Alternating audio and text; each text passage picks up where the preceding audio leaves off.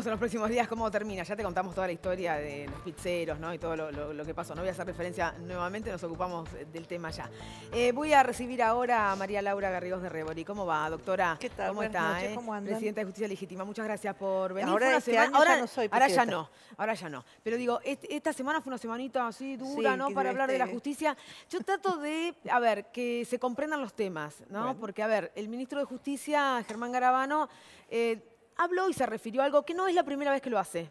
Uno trata de entender por qué después genera tanta repercusión en una primera vez y después. No es la primera vez que le escucho decir al ministro, por ejemplo, que no es bueno que un expresidente termine preso. Digo, para cualquier sociedad, no es bueno que un expresidente, que un presidente termine sus funciones y tenga que ir a Comodoro Pi. Para nadie, ni menos que termine preso. Pero Parece además se el refirió a la sentido prisión común, preventiva. ¿no? Es el sentido común. No sé por qué generó tanto escándalo, insisto, porque no es la primera vez que lo dice.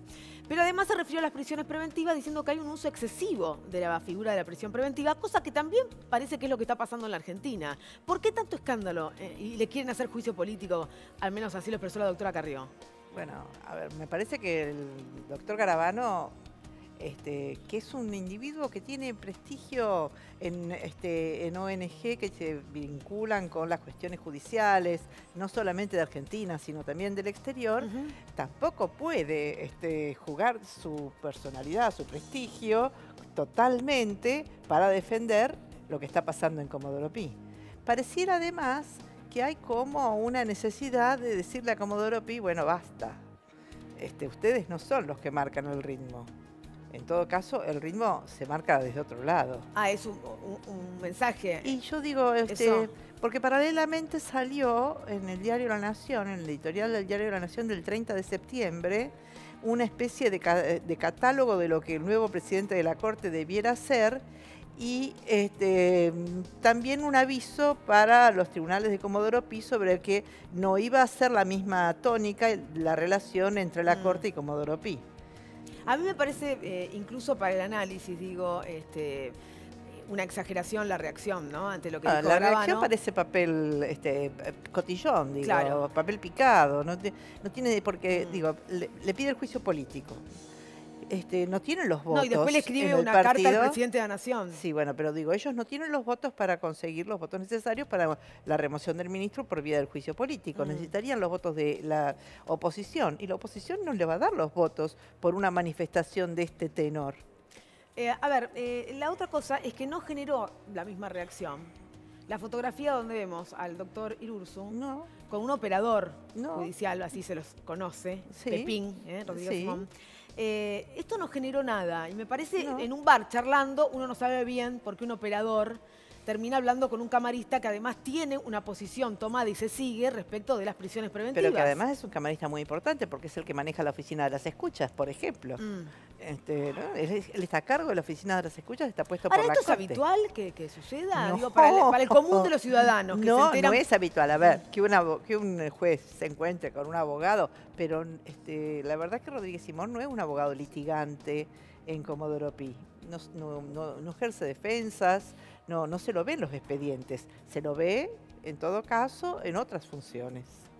Es más probable a lo mejor que un juez se encuentre con un periodista y le haga un comentario con uno de los periodistas especializados en tribunales.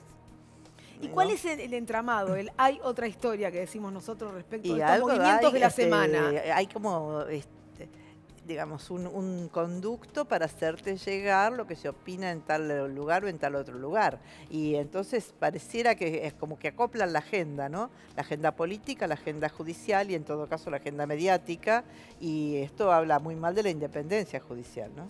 ¿Y cómo creer, digo, para el ciudadano común, ¿no? ¿Cómo creer en definitiva después cuando un juez decide una prisión preventiva o cuando hace un allanamiento? Digamos, ¿dónde está la verdad o si la verdad le importa a alguien? Quiero saber eso. No sé si el ciudadano común llega a apreciar lo que está pasando con las prisiones preventivas, porque por otro lado hay toda una propaganda y a favor de las prisiones preventivas, como si las prisiones preventivas fueran el condigno castigo de los ladrones de la clase política. Y detrás de esto está, me parece a mí, el ataque a la clase política tipo que se vayan todos, del 2001, ¿no? Y me parece que hay que deconstruir todo este mensaje para poder explicarlo y para que se advierta que la prisión preventiva no es el remedio adecuado en estas etapas de los procesos. Ahora, doctora, y que en también, este caso no está cumpliendo la función que debe cumplir la prisión preventiva. a mí lo que me preocupa es que a veces observo que un sector de la sociedad, instalado la idea de que fueron todos chorros, que el que lo habrá sido tendrá obviamente que pagar en juicio, ser condenado y estar preso. Obvio, sí. El que lo fue. Sí. Pero como fueron todos chorros, vale de cualquier manera que eso claro, suceda y pero se es los que detenga. Esto es lo que se propagandiza, ¿no? Y es lo que se pretende, y esto es lo que está diciendo la doctora Carrió. Yo doy por sentado, ella juzga y condena y da por sentado que todos son chorros. Y paralelamente en la misma semana, mire lo que pasó. Aparece la sentencia de Carrascosa, que estuvo 7 años detenido, y ahora está absuelto. Y absuelven a Menem, que si hubiera estado en prisión preventiva, hubiera estado más de los 7 años que le habían impuesto de condena, para después, para después terminar absuelto. Bueno, pero para la doctora Carrió esto es impunidad, en el sentido de que también hay que quizás hacer una autocrítica por parte de la justicia. ¿Se puede esperar 27 años para que nos digan algo? No, y los jueces que son responsables de esto debieran responder ante el Consejo de la Magistratura, que tampoco está cumpliendo su función de control. ¿Alguna vez la cumplió? No, estrictamente no. No hay un protocolo de control del trabajo judicial. Y entonces pareciera que se hacen cosas para maquillar una escena. Parecía, pero tenemos un Consejo de la Magistratura que en teoría controla, pero no controla. El Consejo de la Magistratura en su momento, y cuando fue diseñado allá en el 94, en la Constitución, iba a cumplir. En la Constitución. En la Constitución del Yo voy 94, a la práctica. Claro. Y después en la práctica no nos resultó así, porque no entró en la lógica de ser el verdadero organismo cabeza del Poder Judicial. Siempre compitió con la Corte desde el inicio. La Corte nunca cedió la administración, el control del Poder Judicial, el ser la cabeza. En la Constitución la Corte sigue siendo la cabeza del Poder Judicial, y entonces se le dificultó. Y hoy está limitado a la formación de ternas, el control disciplinario de los jueces, o sea, puede llevar a los jueces a juicio político, que no es un dato menor, y a pagar los sueldos, porque el 90% del presupuesto se le va en pagar los sueldos. Y después eso lo sabemos, tiene que reparar un ascensor y comprar papel. No, pero yo lo que voy es el tema cómo se organiza ese Consejo de la Magistratura, donde los oficialismos, cualquiera sea el oficialismo, tiene el control del Consejo de la Magistratura. No siempre. En general necesitaban algún voto de los jueces, pero ahora, si las elecciones dan como se calcula que van a dar, sí, van a tener el control total, no van a precisar de nadie. Digo, porque alguna vez fue el doctor Bonadío quien se lo ayudó bastante para en el Consejo de la Magistratura, con votos, por ejemplo, de Diana Conti y Kunkel, y Carlos Kunkel, donde se le permitió seguir, ¿no es cierto? Exactamente. Se estarán arrepintiendo, a lo mejor habría que preguntarles. Esa sería otra categoría de arrepentido en la Argentina. ¿Qué opinas sobre la figura de arrepentido? Es muy polémica, por cierto, que casi podemos decir que es delación más que arrepentimiento. Que se trae del medioevo. La figura del arrepentido es de la legislación del medioevo, no es, digamos, la mejor solución. Y en principio se había previsto solamente para delitos graves. Ahora narcotráfico, ¿no? Narcotráfico, trata. Ahora en el Código Procesal nuevo de la Ciudad de Buenos Aires los están poniendo para los delitos menores, porque los delitos graves nunca van a ser de competencia de la ciudad, porque es competencia ordinaria. Yo le doy un ejemplo. Si alguien roba una bicicleta y va y le dice al señor juez, señora jueza, me arrepiento. ¿Me voy a mi casa?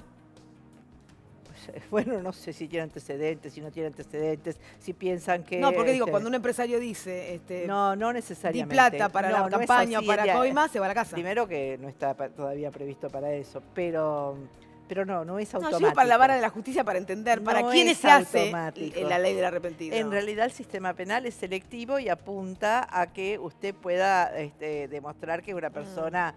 que tiene fondos, que tiene arraigo, que tiene casa, familia, auto, trabajo estable, y el que roba una bicicleta suele no tener todas estas circunstancias, ¿no? Y la extinción de dominio, sobre la que también hay mucho foco respecto de recuperar lo también robado. También todo un problema, porque la extinción del dominio se está pensando como una solución para hacerse del dinero y hacerse de los bienes antes de que la condena esté firme.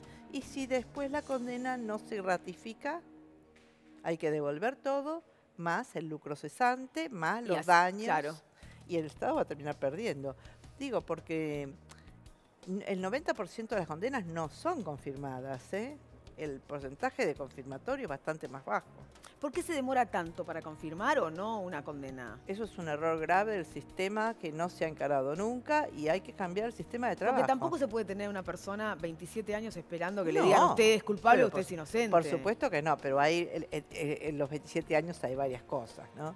Pero de cualquier manera no creo que sea culpa del imputado, es culpa del sistema del Poder Judicial y además allí habría que ver que sería interesante conocer cuáles son las agendas de los juzgados, de la Corte incluso, y saber cuándo tienen que tratar qué cosa y si la tratan o no la tratan, porque uno podría pensar que a lo mejor no tienen capacidad de afrontar la cantidad de trabajo que tienen. Y entonces, bueno, tenemos que sentarnos a pensar cómo solucionamos esto. Ahora esto lo escuché muchas veces y la solución no viene. No, pero es que primero tenemos que saber si realmente es que no pueden afrontar el trabajo que tienen. Ah, ¿no lo sabemos eso? No, no lo sabemos, porque desde el 2012, que se instaló el sistema informático que compró la Corte, no hay posibilidad de hacer estadísticas. No se hacen estadísticas. ¿Y para qué sirve? Es el sistema para llevar el expediente, que igual se mantiene en el expediente papel, ¿no? Llevamos el expediente informático y mantenemos el expediente papel, pero no podemos apretar un botón y sacar una estadística. Antes las estadísticas se hacían a mano, como contando como en el truco, el cuadradito y qué sé yo, pero cuando se instaló el sistema informático se suspendió el trámite de las estadísticas a mano y el sistema tampoco lo puede hacer, no lo hace, de hecho no lo hace. Estamos hablando del Poder Judicial. ¿Hay justicia en la Argentina?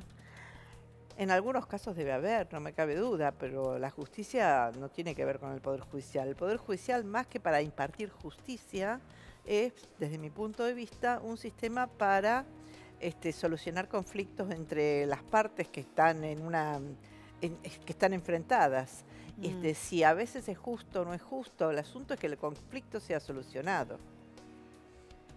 Sí, yo lo que pasa es que pensaba en las causas federales, pensaba en el famoso Comodoro Pi y esta docena de jueces que tienen a su cargo la investigación de aquellas cosas que hace el Estado. No es lo que pasa en el resto del Poder Judicial. Y es cierto que el Poder Judicial nos debe a todos un sistema de resolución de conflictos que sea en tiempo y orden. Porque finalmente, aunque fuera bueno, pero si llega tan tarde tampoco nos sirve, ¿no? Doctora, ha sido muy amable. No, gracias a ustedes. Muchas gracias, para poder pensar un poquito qué nos pasa todos los días y para que vos en casa, cuando te hablamos de prisiones preventivas, de condenas firmes, entiendas cuál es nuestro código de procedimientos. No se puede llegar a condenar a alguien de cualquier manera, no vale cualquier herramienta para ir a detener a una persona porque sí. Esto lo tenemos que tener claro, porque hoy crees que les pasa a otros, pero mañana te puede pasar a